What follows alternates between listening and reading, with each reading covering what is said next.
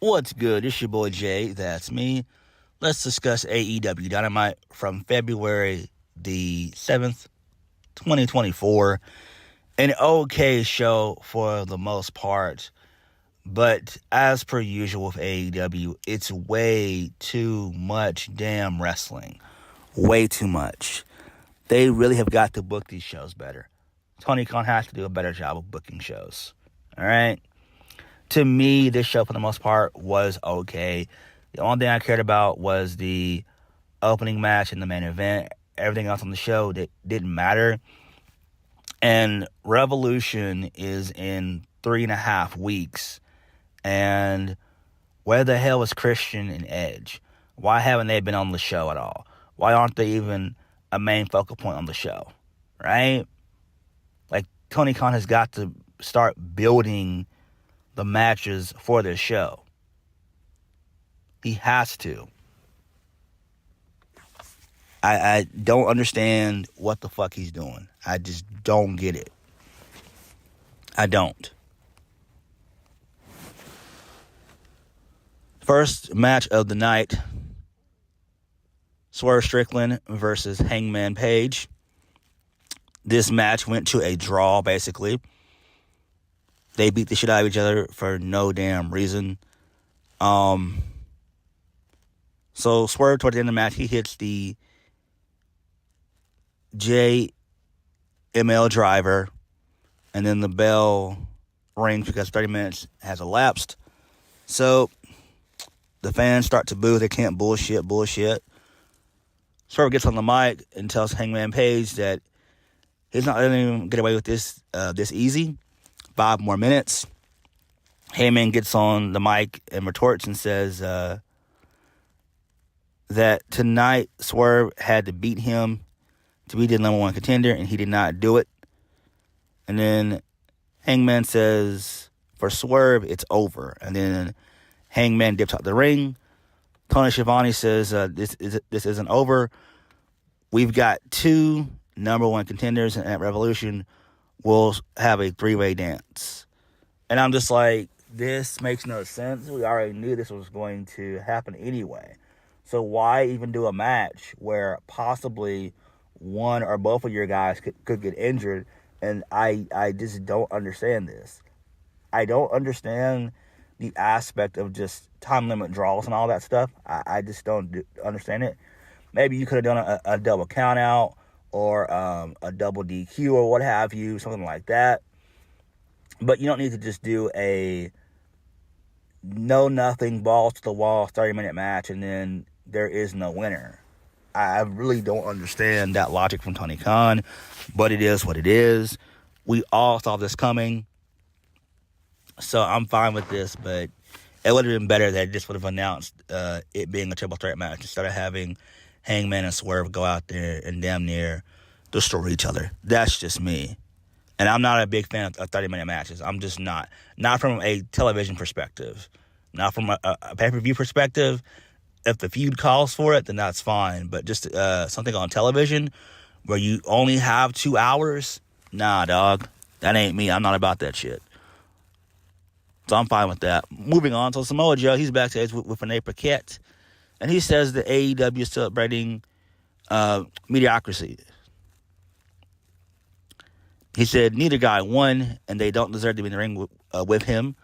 Come Revolution, Samoa Joe walks in champ and walks out champion. So I do like this. Samoa Joe is a badass. I do expect him to have a decent reign. Hopefully MJF can be back by maybe Double or Nothing in May. So hopefully Samoa Joe can have a decent little reign as champion.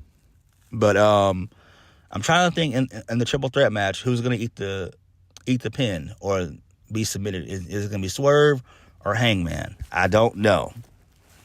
Moving on.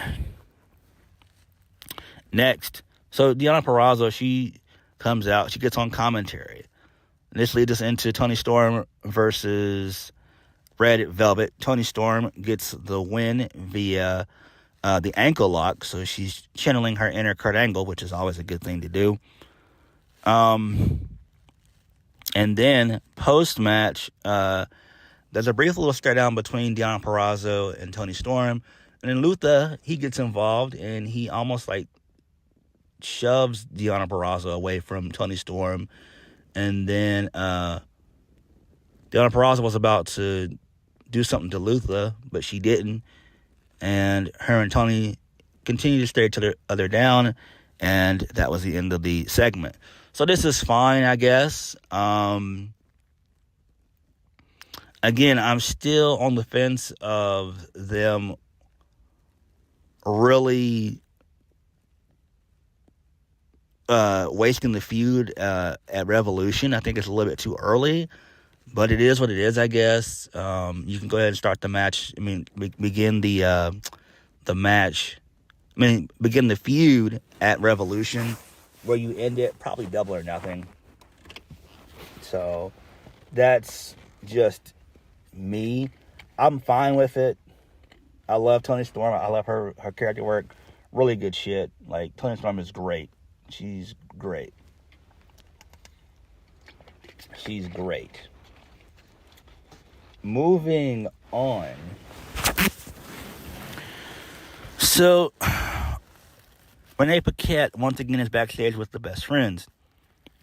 Orange Cassidy gets on the mic. He said he's defending his title against Ishii this Saturday. Oh my God. Ugh. So Trent Beretta, he finds that weird. And it's going to be a trios match. Best Friends versus the Undisputed Kingdom on Rampage. And then they do the handstand thing. And I'm just like, oh my God. How the mighty have fucking fallen. Didn't the Undisputed Kingdom claim that they were going to run roughshod on AEW? And they have not done that at all yet. At all. Period. Again, I have a problem with this. I have a real problem with this shit. I don't get it. This has already become a joke. This has already become a failure. Whenever you do anything on Rampage, in my opinion, it means nothing. Whatever feud that you're involved in, it means nothing. Rampage is a joke. It's the same thing with Collision, too. It's the same thing. They're both becoming jokes, but more so Rampage than Collision.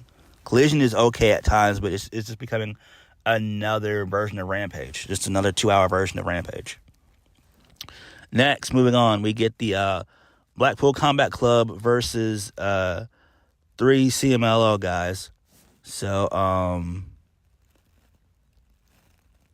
Mascara, Dorada, and Valder Jr. and Hikaru. So, okay. The Blackpool Combat Club, they win. So, who really cares? It was physical and hard-hitting. Who gives a shit? I'm ready for this whole Forbidden Door shit to end. I'm really sick of this shit. I really am. Post-match, the rest of the CMLL guys, they jumped the barricade. But Matt Bernard, Christopher Daniels, and Matt Sydal, they come out as backup. I'm just like, oh my God, what the fuck? What, man, fuck this shit. What? Get these jobbers out of the ring. I mean, I'm a fan of Christopher Daniels, obviously. OG TNA guy and everything else, legit. So respect to him. But Matt Sydal and Matt Bernard, nah, get him out. Nope. Moving on. So Chuck Taylor, he's been taken out. He's been jumped in the back by the Undisputed Kingdom.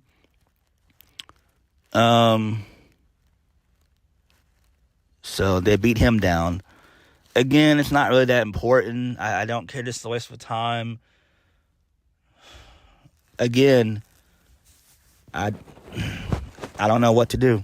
I don't even know what to even say about the Undisputed Kingdom. I just don't. It sucks. It sucks. It really does suck. Poor Wardlow, man. Poor Wardlow. And he wasn't on the damn show. Next, so we finally get Tony Khan's major announcement.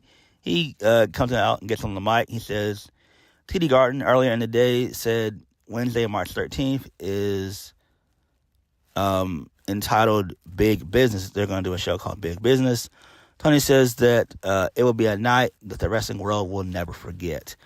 So he's probably going to bring in Mercedes Mone and possibly Will Ospreay. I don't think that he'll bring in Okada. I just don't. Again, if he's going to bring in Okada, bring him in on a pay-per-view versus just trying to just bring him in on a regular TV special just to pop a damn number. Again, it's not that important. I'm tired of these damn announcements. I kind of do wish that this would have been a more business announcement, like them announcing them finally getting the Max streaming service, which is what they need to do because your fans still have to pay $50 for pay-per-views, which is ridiculous and it's dumb. I wish that would have been the announcement. It's a waste of time, though. You don't need any more talent. You just brought in Deonna Purrazzo a few weeks ago. You just brought in Mariah May back in December. So why do you keep bringing in more and more talent and you know you don't even have plans with? I hope Mercedes really thinks this through. If I'm Mercedes, this is really what I would realistically do. I would just give Tony Khan a year. I would stay in AEW for a full-fledged year. And after that, I would bounce out. I'd stay there for a full year, maybe extend my contract for a year and a half. Another 6 months, and then bounce out. Again, Mercedes and being in AEW long-term is not going to help as much. There's only so many women that she could work with that you would actually care about. Her and Deonna Purrazzo, her and Toni Storm, her and Thunder Rosa, and probably her and Britt Baker. Outside of those three women I just named, not really all that important. So, I don't know. It is what it is. Moving on. Chris Jericho versus Tenosuke Takeshita. Sammy Guevara came out. He got involved in the match, and he hit Will Hobbs in the face with a steel chair. This was a long-ass match. This lasted for a while. There was a cool spot in the match where Takeshita did a spinning blue thunder bomb off the top rope. I thought that was going to be the finish, but it wasn't. Jericho kicked out. So, basically, Takeshita puts Jericho in the lion tamer, and Jericho taps. So, this was great. Takeshita is the man. He kicks ass. He deserves to be in a better fucking spot. This guy should be AEW International Champion, if we're being honest, versus Roderick Strong, who probably will defeat Orange Cassidy at Revolution. But, it is what it is. Main event. Ricky Starks and Big Bill. Ricky Starks and W. Morrissey, a.k.a. Big Bill, versus Sting and Darby Allin for the AEW Tag Team Championships. And this was a Tornadoes match. So Sting does what he always does. He does a bunch of crazy dives and everything. And also in the match, Darby took a wicked, nasty-ass big boss man slam from W. Morrissey. That was great. That was fucking awesome. So basically, Sting gets the win. The crowd comes unglued. The arena roof is blown off the building. And so Sting's sons, they come in from the crowd. They get into the ring. They embrace their pops. We get confetti. They celebrate for a couple seconds. Out of nowhere, the Young Bucks, they come out, and they beat the shit out of Sting and Darby with baseball bats. They also beat up Sting's sons.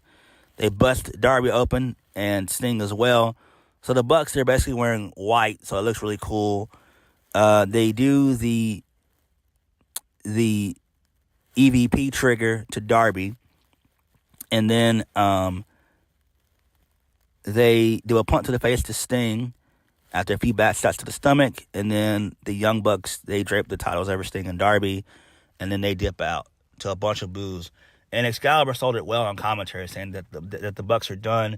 They can never come back from this. What they did was irreprehensible. And this was great. So I absolutely love this. This was an excellent angle. This got so much heat, so much heat. This was amazing. This was absolutely amazing. This was done perfectly well. I'm now officially excited for Sting and Darby versus the Young Bucks. Maybe in like a no DQ match or something like that or something. Maybe a steel cage match. But after that beatdown, there has to be a damn stipulation added to the match. This just can't be just a regular tag match. It just can't be. This was tremendous. This was great. Great stuff here. Overall, AEW this week was okay. It could have been better. Again, where's Christian Cage? Where's Edge? What are those guys doing? You know? The main event and the opener were the only two things I cared about. Tanosuke Takeshita getting a win over Jericho is great, but Takeshita should be on the card a lot more. He should be up on the card because he is that damn good. But all in all, Dynamite was okay. And Mercedes being the big announcement, who cares? It's not really going to change anything. It's not really going to matter. I hope she thought this through. I hope she doesn't sign a 3 or 4 year deal with AEW. I really hope she doesn't. If I was her, I'd just sign just maybe a year with AEW just to see how it goes. But it is what it is. And they might even bring in Will Ospreay too for that show. So, AEW was okay, but what did you guys think? Like, comment, and subscribe. I'll catch you guys later. Peace.